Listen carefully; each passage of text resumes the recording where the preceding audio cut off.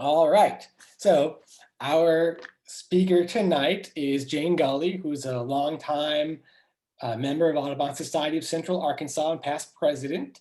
After getting degrees from the University of Arkansas in Fayetteville and Memphis University, she taught high school American history and English.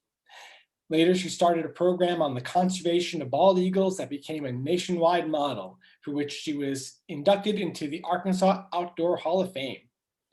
In addition to eagles, she raised pigeons for 34 years and competed with racing pigeons in National Pigeon Association sanctioned pigeon shows. And tonight's talk is all about sharing her appreciation for pigeons. Take it away, Jane.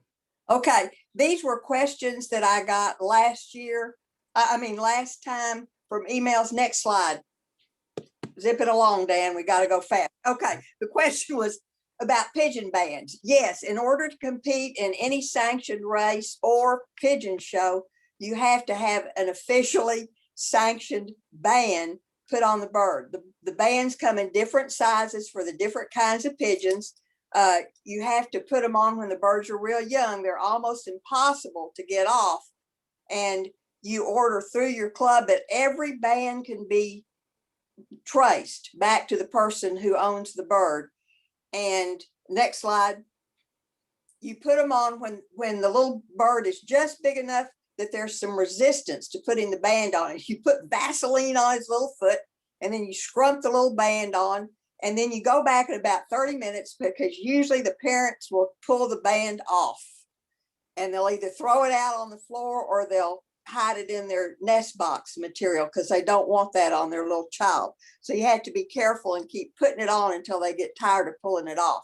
Besides the sanctioned bands, you can order plastic bands that you can mark pairs, or they're reusable and just snap on. But this main one is the one you cannot compete if your bird doesn't have that. Next slide.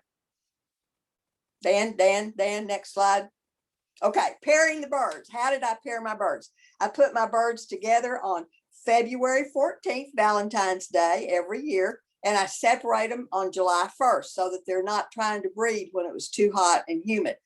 I found out, and this was common knowledge, but I found it actually when I was doing it too. If you put two real young birds together, you usually don't get fertile eggs the first couple of rounds, or they're not very good parents the first couple of rounds. The next pairing with an old cock and a young hen was horrible. The old cock, it was like marital abuse. She didn't have enough confidence, and he would just drive her constantly. She couldn't have bath time. He wouldn't set the eggs because he was too busy chasing around in his free time. The best pairing is an older hen with a young cock, and that was the best. The next one.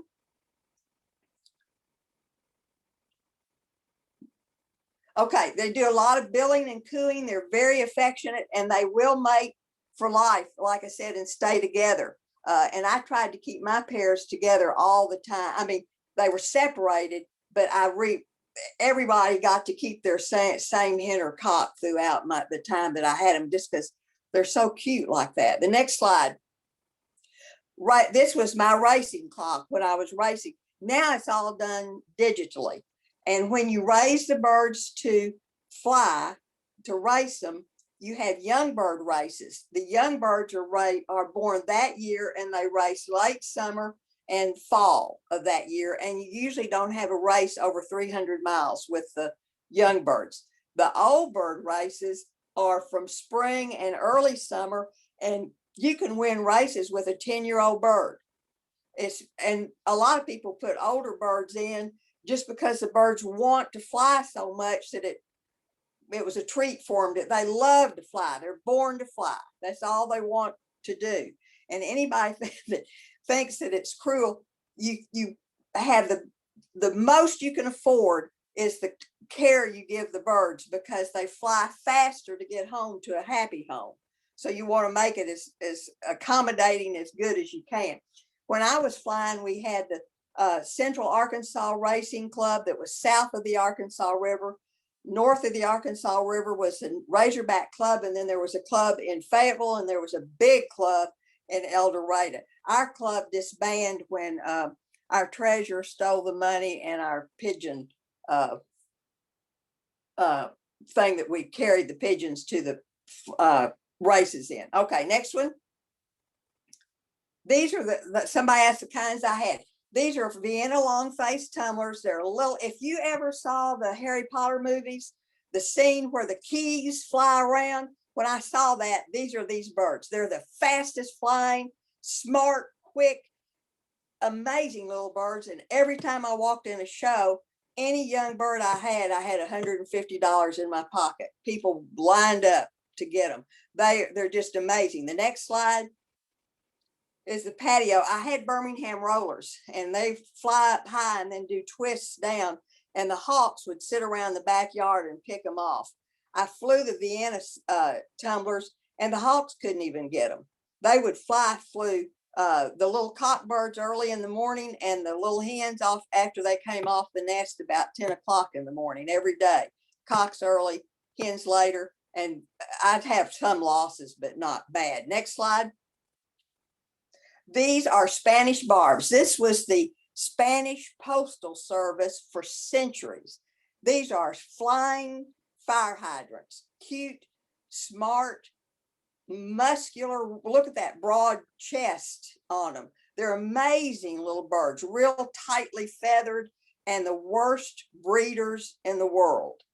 90% of their eggs were not fertile. No one had them, but I had great, I mean, these were my bread and butter birds that I loved them, and they were so good. Next slide. They're so hard to breed that I've fixed a little separate place for them. And I went out one day, and the little cockbird was flopping and carrying on, and a king snake had gotten in there, and he had wrapped around the hen and swallowed her up to her wing butts. And I reached in and unwound him.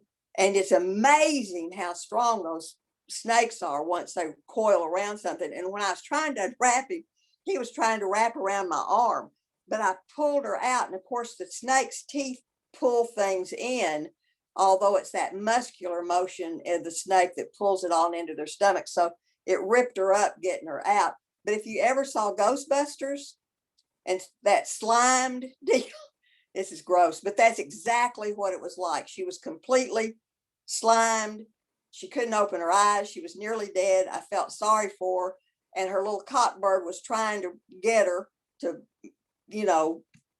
coo and dove and take care of her. So I propped her up in the nest box and thought I'd go back in a couple hours and she'd be dead and he would understand that she was dead. I don't know if he'd understand or not, but I thought so. And I went back in a couple hours and she was a little bit better. And so that was toward evening. So the next morning I went out and she was better, and I gave her Pedialyte. Anyway, she lived. But we're going to go back one slide. Dan, can you go back one? See that nice head, how tight the feathers are up there? When the snake got her and pulled her in, her feather follicles were pulled forward. So she had a mohawk up on the top instead of the flat feathers for the rest of her life. But that very year she raised one young that took best of the Spanish barbs in the rare breed show and best of rare breeds in the show. But I took her to Louisville because everybody wanted to see her. It was the talk of the pigeon world that her feathers had come in weird. Okay, next slide. Next one. Okay, short-faced Buddha-faced tumblers weigh 5 ounces, teeny tiny. That one's molting. Next slide. This is what they look like. Cute, tiny little birds that cannot feed their own young. You have to foster parents. I had to be real careful when I put them together to get the eggs. And the next slide are 2 fantails that Samuel bought. They weren't even good, but those birds would feed and take care of any. You could have put an alligator baby in there and they would have fed it and taken care of it. So they took care of the little short-faced Buddha-faced tumblers since they couldn't take care of their own babies. The next one, these look at the knock-knees. Can you see the knock-knees on these? These are pygmy powders. They are amazing birds. They would lay an egg and look at it like, where in the world did this come from? They didn't do anything, and they were always going in the wrong nest hole and causing problems. But when I would walk in the loft, they'd get on your shoulder, coo, loved to be fooled with. When I did the bath pans, they had to help. I mean, they were just such cute, sweet little birds. The next one are birds that I tried and didn't keep. The English carrier is one of the oldest breeds. It's one of the tallest breeds of pigeons. But there's so much work because you have to clean the cere and the eye rings almost every day. The frillbacks got stuff in their feathers, and I didn't like that. And then the bottom one, the dancing high flyers, those are really sought after birds, but they're real aggressive. And I knew that they were kind of aggressive, but I brought them home and put them in my loft, and they got after all the other birds. So I put them in a separate loft, and then they just got after each other. So I mailed them back to the guy.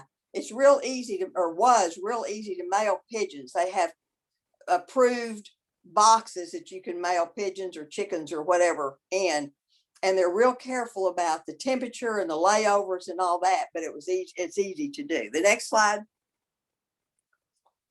These little fantails I put in here. This is a picture at a pigeon show, and it's just what it is, just lined up cages of birds that are judged. But these little three fantails, this woman showed a lot of birds, but each of these little birds had a name, and each little bird knew its name, and she could call its name individually. She had a beautiful singing voice, and she would sing, and the birds would dance. You could be talking to her, and they'd get on you and get in your purse and go through, pull out things, but she took them to nursing homes, and that's why she dyed them. And if you look, one of them has a necklace on. She would take beads and things to the nursing home and let the nursing home residents make little decorations for the birds. And though when you did one, those little birds would come up and stick their neck out so you could put their little necklace on.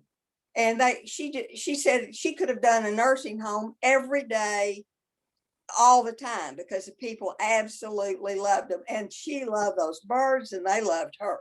Next slide. I miss her. I hadn't seen her. Okay, pigeons as messengers. Next slide. There were so many of these to choose from. This during Moses' time, Egypt was using pigeons to carry messages, and I'm sure you've heard that during the Olympics they used pigeons to send back to the villages with the results of the competitions. This one of the cherries is interesting. During the Middle Ages, there was a king in North Africa who wanted Lebanese cherries. So he had them take one cherry, tied in a little silk bag, tie that cherry to the leg of a pigeon, and it would fly from what is now Lebanon to his country that was in North Africa. And they'd release like 12 or 15 or however many cherries he wanted that day, and they would fly them to him. It was the first recorded ever pigeon post. Richard the Lionhearted used pigeons during the Crusades, and this is Werder, the stock market and stuff. He made millions of dollars having pigeons from London to Paris so he could get the results of all the financial dealings ahead of everybody else. Okay, the next one. Pigeons in war times. And this is what we're really talking about tonight. Pigeons in World War I and World War II. In World War I, we weren't ready with our pigeons, and it took us a while to get going. World War II came, and we already had pigeon locations set up for the training. They had a 95% success rate. During World War I, they had 100,000 homing pigeons that were used to carry. General Patton was a huge believer in pigeons, and during the D-Day operations, they had 540 specially trained pigeons because of all the warfare, the shooting that was going to be going on, and they wrote that they performed tremendously. During the Battle of the Bulge, Patton said he couldn't have made it without the pigeons that he used. Now, paratroopers, and if you look, the picture that's on there is a paratrooper, and you can see the pigeon on the front. Every paratrooper also had a pigeon that went with them. In the Navy, and that's the next one down, at first they had pigeons in every Navy airplane, not boat. Well, they had them on the boats too, but we're talking about the Navy airplanes, the Navy pilots. Then they got radios and they decided they didn't need the pigeons. So they took the pigeons out. Then they discovered that when a Navy airplane was shot down, the enemy was intercepting the radio messages, and they were getting there and taking the pilots as prisoners and taking the logs, so they knew where they were flying. So they quit on radios, and when they went down, they turned their radio off and used their pigeon to get help to them. And my favorite one were the pigeonettes. The pigeonettes were women who trained the pigeons for war, and they trained them in night flying and two-way flying. Okay, next slide. We're going to go real quickly through these. This is G.I. Joe. We're going to talk about him in a minute. But look up here at the band. This is an actual World War II capsule, and I have 6 of them of my own that I treasure that were used on pigeons during the war, and they put the message in that little capsule. And at the bottom, it's kind of hard to see that, but that's how the pigeon was trussed up that went with the paratrooper. They had that little lacing along the back of them. The next slide. And we won't read this, except this was from World War I, and he was talking about how important the pigeons were to the war effort. Okay, the next one, we're going to do 2 famous pigeons from World War I, Cherami, and look at the picture of the mounted taxidermy Cherami, and you can see the leg is gone. I'm going to read this because it's so amazing. There was a British battalion was surrounded by Germans who were being shelled by Americans who didn't know the British battalion was there. The British battalion sent out 2 pigeons with messages saying, "Stop shooting at us," but both of them were shot down. Their last pigeon was Cherami, which means dear friend in French. Cherami rose above the gunfire with a message that said, "We are along the road parallel. Our artillery is dropping a barrage directly on us. For heaven's sake, stop it." Cherami was quickly shot down, yet instantly flew up again, soaring 25 miles in 65 minutes after taking a bullet to the chest and another that nearly severed a foot. Blinded in an eye and soaked with blood, he still arrived with the capsule hanging from his mutilated leg and delivered the message that led to the rescue of 194 lost battalion soldiers. He was retired right after that, but he died within a year because of his injuries.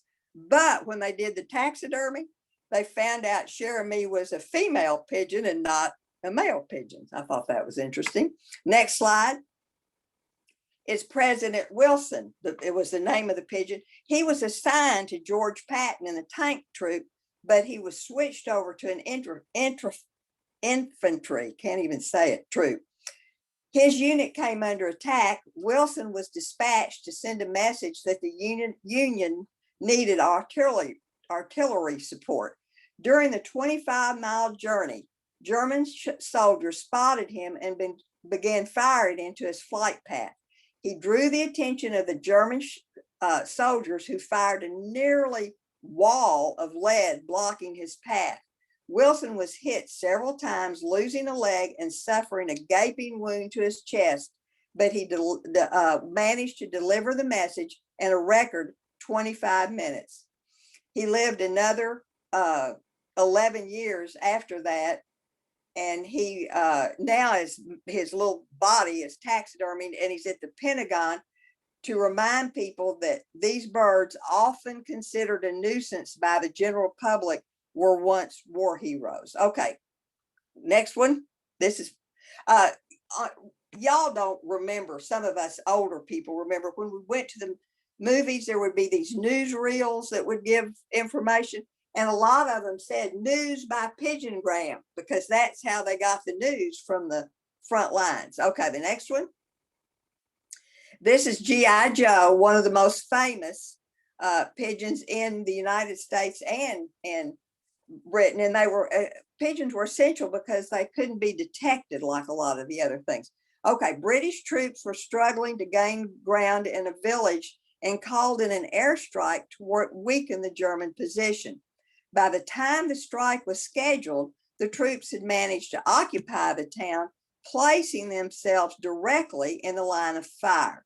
A frantic message went out on the leg of G.I. Joe, who arrived at headquarters just as the bombers were beginning to taxi on the runway for takeoff. Joe's arrival was spot on. He had flown 20 miles in 20 minutes, only 5 minutes before the planes took off. So he saved all those people. And the next one was one of my favorites, Jungle Joe. Next one. Okay, Jungle Joe served in against the Japanese, behind Japanese lines. He was their only means of communication, and they listen to this, it's pretty amazing. They guarded him in complete darkness in a bamboo cage for 8 days, while the scouts, or you could say spies, gathered vital information on the placement of Japanese troops in gun positions. He was released with a message bearing this information. His flight of 225 miles gave him varying temperature ranges, adverse currents, a flight over some of the steepest mountains in Asia.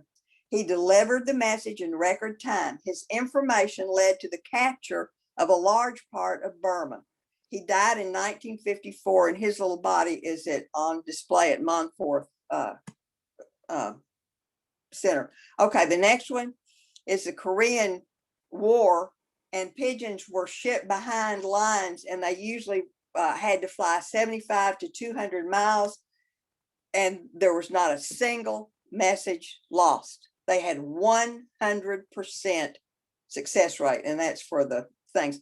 And then in Desert Storm, when our communications were jammed, the enemy was using pigeons. It was because of the dust and all that they couldn't get through, and they kept using. And the last slide is pretty amazing.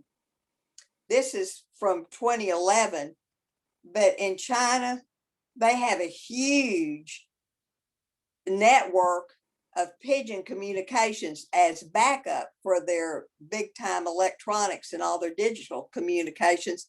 They're using them and training them right now to go through the remote areas and the mountainous areas where it's hard to have a cell phone or any sort of thing. They can fly 75 miles an hour and carry 3.5 ounces, but I thought that was neat that they're using them now. Okay, that does it. We're ready for the video. I hurried. Jane, you want to say anything about the video as I switch over to it? These are real documentaries from the war and the some of the training things that they used. And it's just little snippets of here and there, but some of them are a little grainy. But remember, this is from World War I and World War II. All right, hold on. And also remember that this documentary is from around 1990. Yeah.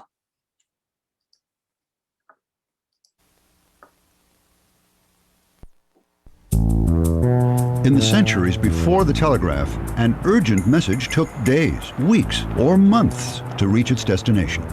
In those days, sending a message 50 miles an hour wasn't only fast, it was magic. How humans discovered the rock dove had homing abilities is unknown, but ancient sailors, before they learned to navigate, would release a pigeon raised in their town and steer home in the direction the bird disappeared. Use of pigeons by the Mediterranean's ancient priests and oracles and the Egyptians were just a few of the ways the birds were part of early civilizations. A pigeon post originated in China a half-century before the birth of Christ. The Romans used homing pigeons. Caesar sent messages back from Gaul, and Mark Antony sent news of his victories in Egypt. Christian crusaders venturing into the Holy Lands returned to Europe with birds used by the Saracens. The Arabs made regular use of the messengers for communications, including a system created in Syria in the 12th century that was a countrywide pigeon post. In China, in the next century, the Mongol Kublai Khan expanded existing government pigeon message systems over the entire Chinese Empire. It remained in use for almost 500 years. In the Middle Ages, the birds became a tool of European business powers. Ships often sent birds to the great port of Antwerp with news of their cargoes and arrival times. By the early 1800s, birds were successfully crossing the English Channel. In 1815, at the Battle of Waterloo, the birds scored a startling commercial coup. Homers, owned by the Rothschild Bank, carried news of Napoleon's stunning defeat to London long before it arrived by normal channels. Legend says the Rothschilds made a fortune on the London stock market with the advance information. No use of pigeons would ultimately be as significant to present-day commerce as a 76-mile flight made from Belgium to Germany in 1850. Today, it is the world's largest provider of information, moving millions of words and facts and figures around the world in seconds. It is Reuters, the global colossus of the information age that all began in 1850, tied to the leg of a homing pigeon. The Reuters story was captured in a classic film starring Edward G. Robinson.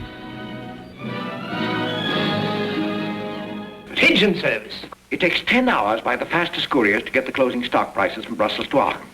I guarantee that my pigeon service will get them to you in less than 2 hours. Pigeons, pigeons. I'm a banker, not a pigeon fancier. I'm not the least bit interested in your fantastic scheme. Quick, send this telegram to Aachen. Sorry, there's no telegraph line between here and Aachen. Perhaps you could send it around through another city. There's no telegraph of any kind between Belgium and Germany. This is a matter of life or death. Some fool in my laboratory labeled the poison incorrectly. I put this poison in a new fever remedy and gave it to Miss Magnus, who is now on her way back to Aachen. We must stop this mail coach. There's only one thing you could do. Send a courier. Quickly, to whom does this go? Dr. Magnus, Aachen Central Hospital. Medicine, poisoned. Do not use. Sign this, please. Is it really 200 kilometers to Aachen? It's by road, but not as the pigeons fly. I'll fly straighter and faster than you've ever flown before.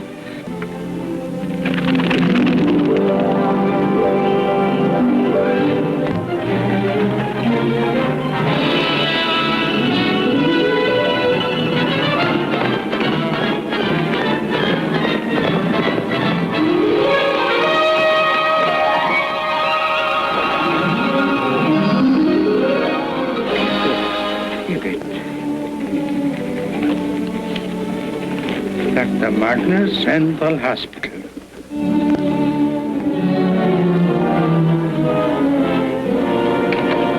Father, read this.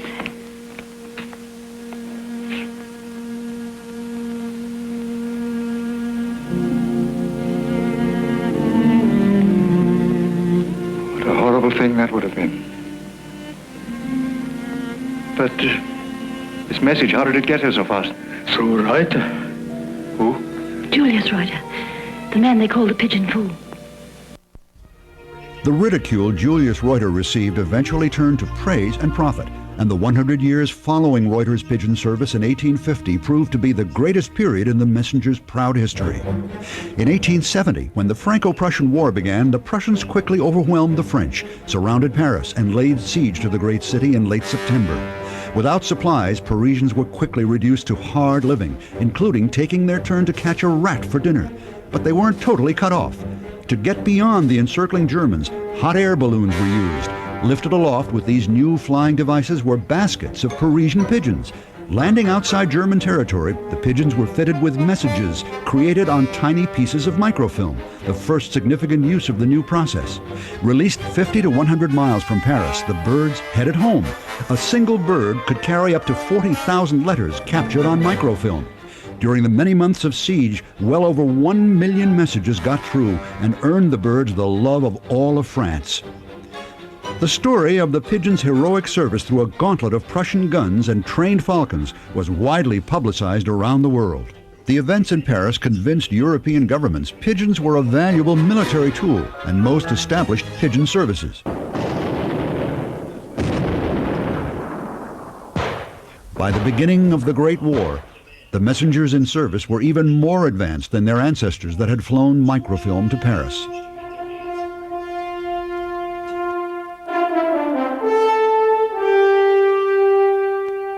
Selected from highly developed European racing pigeon stock, these homers were capable of flying over 500 miles in a day, and better housing and training methods produced return rates approaching 90% for the message-carrying birds.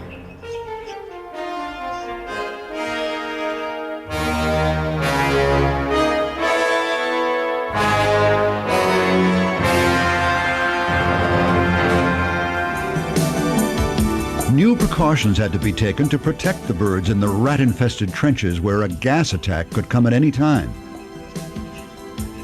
The greatest pigeon hero of this conflict was cher ami, French for dear friend. The American-born cockbird saved what was called the Lost Battalion. Cut off and savagely shelled unknowingly by their own artillery, U.S. soldiers had sent human runners and pigeon messages begging for relief. Their last bird, their final hope, rose from the ground only to be shot and fall. But it rose again, and despite 2 bullet wounds, carried their message and hides in the Smithsonian. After the war, the U.S. Signal Corps Pigeon Center at Fort Monmouth, New Jersey, was a hub for breeding and training soldiers in using the birds. Birds were trained to fly at night and were often released from aircraft or balloons in flight. Learning to use homing pigeons was part of basic training for soldiers around the world. Switzerland, for more than 600 years a free republic, leans heavily on homing pigeons to help preserve that freedom. By the next war, both the Allies and Axis armies had extensive pigeon services. Mussolini's army released homers in the streets of Rome, and the Nazis devised clever uses, including an automated camera for aerial spy photography and trained dogs to carry birds between units as well. Like the ancient mariners, the British found the birds particularly vital to carry messages over water. Homers were assigned to ships and planes and carried in special waterproof pigeon containers. Far from land, a downed crew would often watch their only hope, a young homing pigeon, carry their distress message in the direction of home. Hundreds of airmen and sailors' lives were saved by the birds. Since pigeons could be released far behind enemy lines without breaking radio silence, they were a vital part of intelligence work in the forests, jungles, and deserts where the war was fought. Jungle Joe, for example, was 4 months old when he carried a secret agent's message over 200 miles of Burmese mountains. Paratroopers often strapped a homing pigeon to their chest before jumping behind enemy lines. In an effort to get information from Nazi-occupied France, the Allies parachuted over 10,000 birds in tiny containers, each bearing a request for French citizens to note enemy activities and send the information via pigeon to England.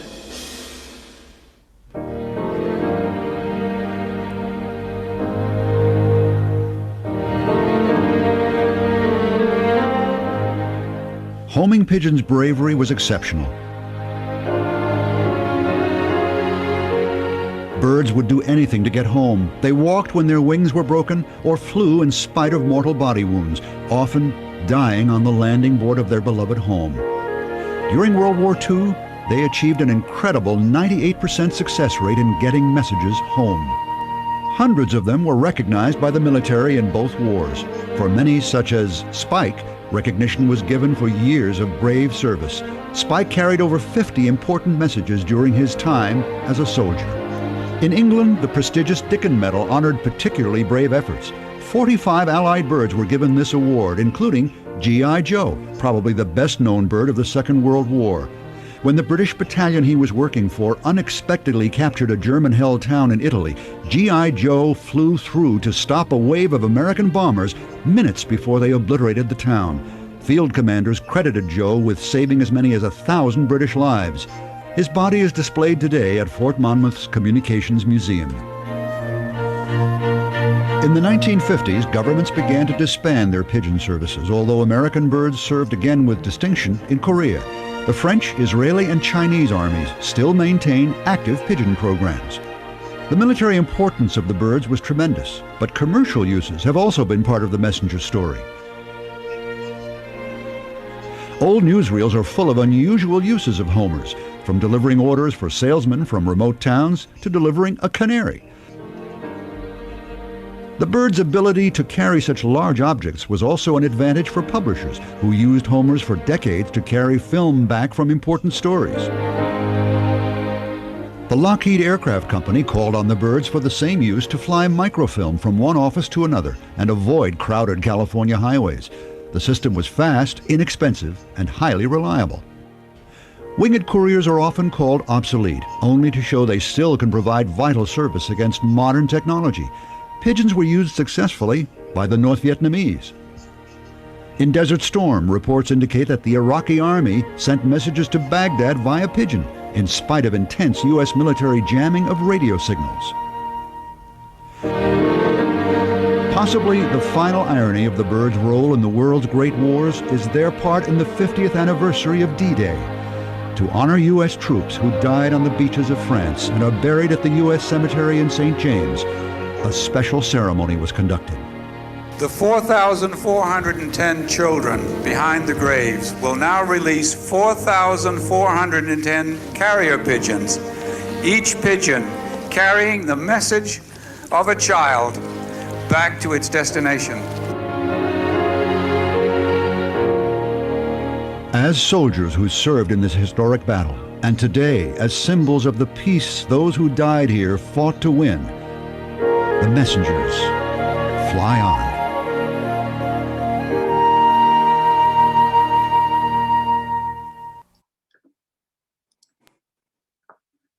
Wow. And that's amazing. It is amazing. And I've had the pleasure to watch that entire documentary, another documentary that Jane let me borrow, and I've learned a lot about pigeons and have a newfound respect for them. Yay! And I love the little, the canary carried by the pigeon, the bird carried by a bird. If you wish to unmute yourselves and ask questions, you're welcome to do that.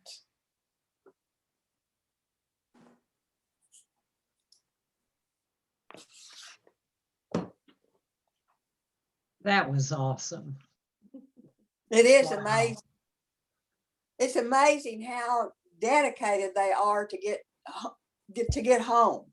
I mean, it's just, they love home. Thank you so much for this program. My name is Sheena Ball. I'm with the Diamond Lakes, Arkansas Master Naturalist.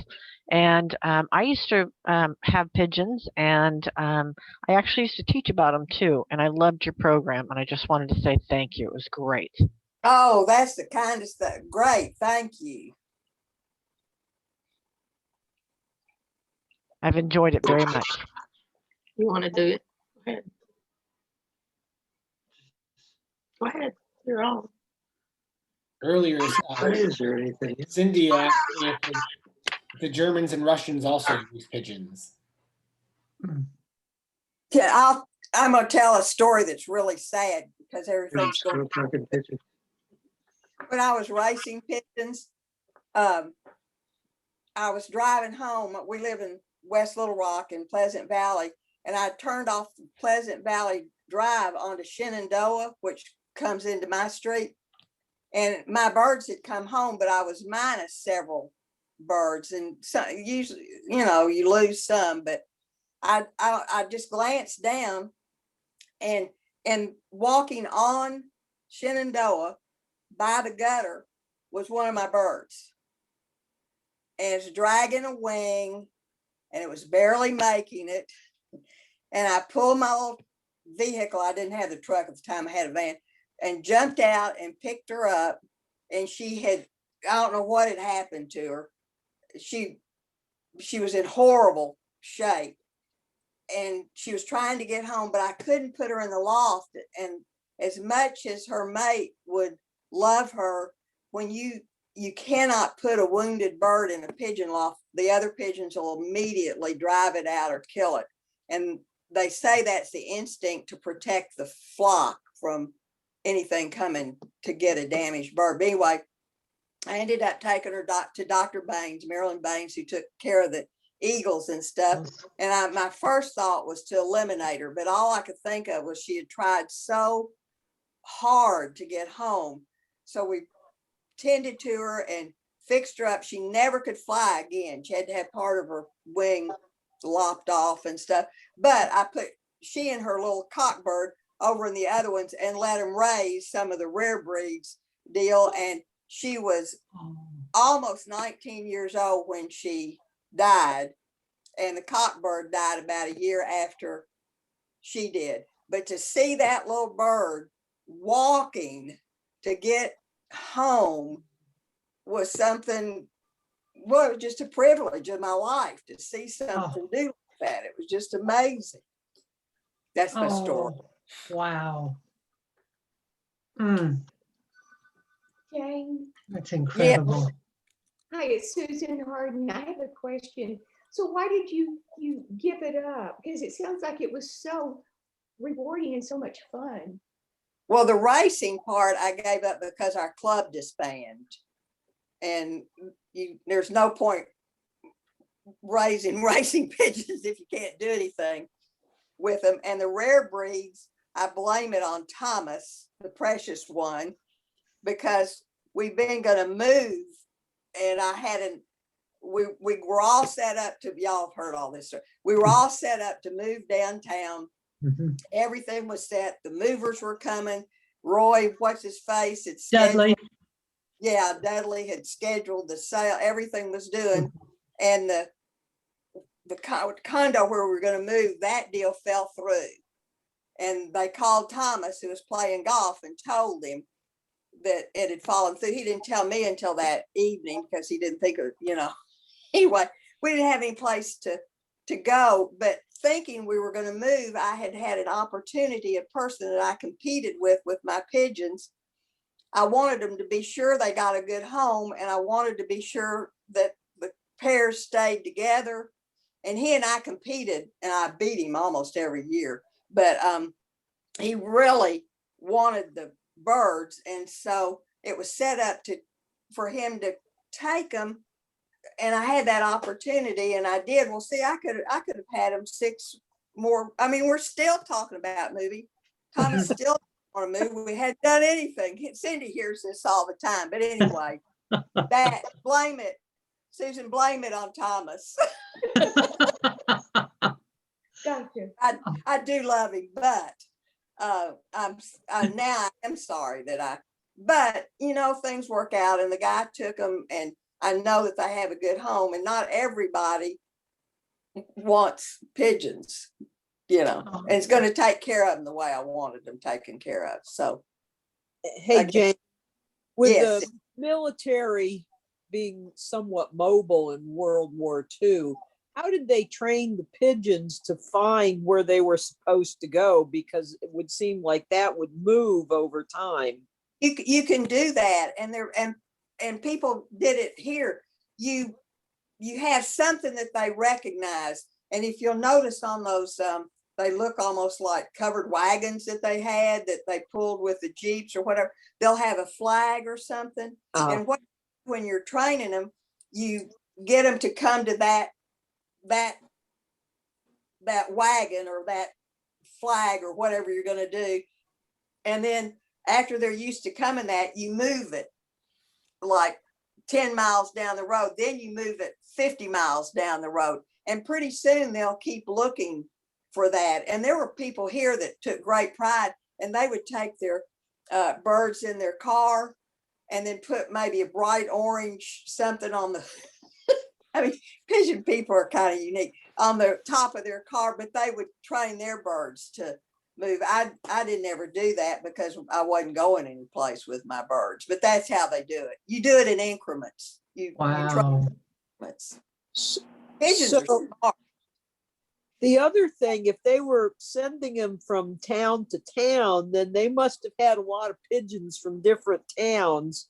So you pluck the pigeon from the right coop that said, send it over to town A instead of town B, right? Right. Yes, Okay. they did train for two-way flyers, but yeah, that's exactly what like when we flew, we put all of our birds together for a race, and it's real hard for a pigeon wants to have to come home to break away from that flock. And I didn't fly very many birds at a time because I didn't raise very many birds. And for my birds to break away from the safety of that flock and veer off and come to my house when the other ones were going on down to DeWitt or something, and that was real hard for them to do. And I never had a bird end up somebody else's loft, and there was a guy at Redfield, Arkansas. I don't think he ever got any of his birds home. They ended up going to everybody else's. Whoever was last on the flight path got all of his birds. They just stayed and went. But maybe he didn't. Yeah, they have to want to come home, Oh my. Other questions for Jane? Did it say it was a 98% success rate with World War II? In Korean War, it was a 100% success rate. Wow. That's incredible. And then what always baffled me was after having the racing pigeons, and then I had those pygmy powders that didn't know squat. It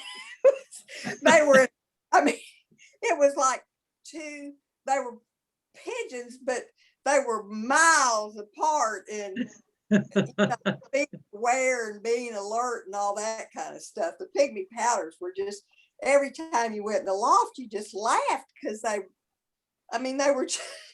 were just silly little things. Kind of like students. Silly. They lived in a void. Well, it's interesting you mentioned some of the problems some of the breeds experience, like not having a very good success rate with their eggs. So obviously there are some problems that come along with breeding the pigeons for their looks. There's unintended consequences up on their genes. Exactly, just like with dogs or any of that, where you get their muzzles so flat that they don't breathe good. And the pigeons have been bred, some of them specifically for a look that someone wants to achieve without thinking in the long run of the best for the bird, like the little Budapest short face tumblers, which I will add were the favored bird of the New York Mafia. Wow. I was the only woman in the short face Budapest Tumbler Club that I know of. And they would not let me join as Jane Gulley. I had to join as Tom Gulley, and all my birds were shown as Tom Gulley, although he did go several times to shows, but he didn't know one bird from the next. And they had a fairly large roster, and some of those could have been women that I didn't know about. I showed Detroit, Chicago, that area.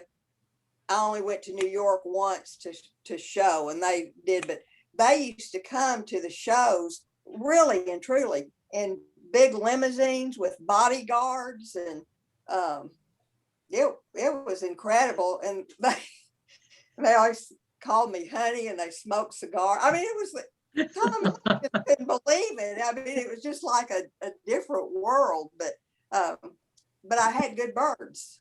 They valued that part of it, but it was weird. People that showed were men. There were not very many women that showed. Oh, very. The pigeons. And now it's not popular like it was. The shows have gone down, the number of entrants have gone down because so many cities have restrictions now on keeping the birds. Plus, young people don't want to. 24-hour every day, like being a dairy farmer or anything. I mean, you have to do it all or high water, feed, clean, and take care of them. And young people just don't want to do any of that. And when I was doing it, most of the people had birds that their grandfathers or great grandfathers had. I mean, families have birds that they had. It was just an amazing experience. The people were so dedicated to all that stuff. That's incredible. We're out of the pigeon business. And still in Pleasant Valley.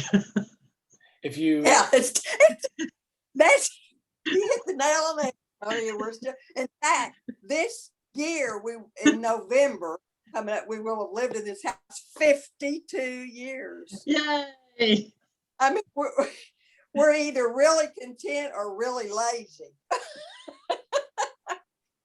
Well, I'm in the other side of 430 in Pleasant Valley. So continue enjoying Pleasant Valley. Well, any other questions for Jane? I'm Dottie's awesome neighbor. Program.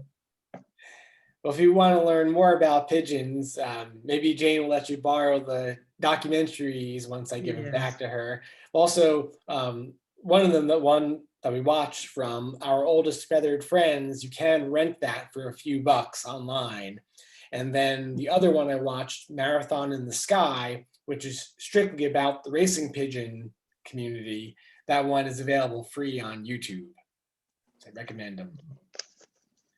Our Oldest Feathered Friends and Marathon in the Sky. Well, thank you, Jane, so much for enlightening us more about pigeons. And everyone will be happy to know that this is the end of the since we did 2 of them. But since you owed me for filling in for somebody, that's why we got to do 2. I demanded extra time. So thank you. I took it and panic. So that's why we had 2. But they are interesting. And it's nice to know the behind the scenes story when you see them. Thank you. Well, it was very informative. I now know more about pigeons than I ever did. Or wanted to know. Oh, no, it's a fascinating subject. Anybody else got any questions? Cindy, you asked a question. Did the Russians or the Germans use carrier pigeons? Well, I think I saw that pop up. In the film, the Germans certainly were, and I would imagine the Russians did. Sounds like everybody did. That was just what Jane. They did. Jane, so here's another question about the armies. So if they were all using pigeons, they must have had people trained to try to shoot the other guy's pigeons down. Yes? That's what the story about Joe. And hawks, they had falcons, all that kind of stuff that but they they had sniper type people that would try to shoot him. In Jungle Joe, a whole bunch of them were shooting at him and they hit him, but he still made it through. That's what's so amazing. They had a success rate, even with. But if I've not done this, but a friend that had dove hunting, and they said that's hard to shoot something even, like that through the sky. So maybe that was part of it too. I don't know, but they did shoot at them, but so many of them made it through. Thank you, Jane. We'll move on to the business portion of our meeting and then do a little socializing.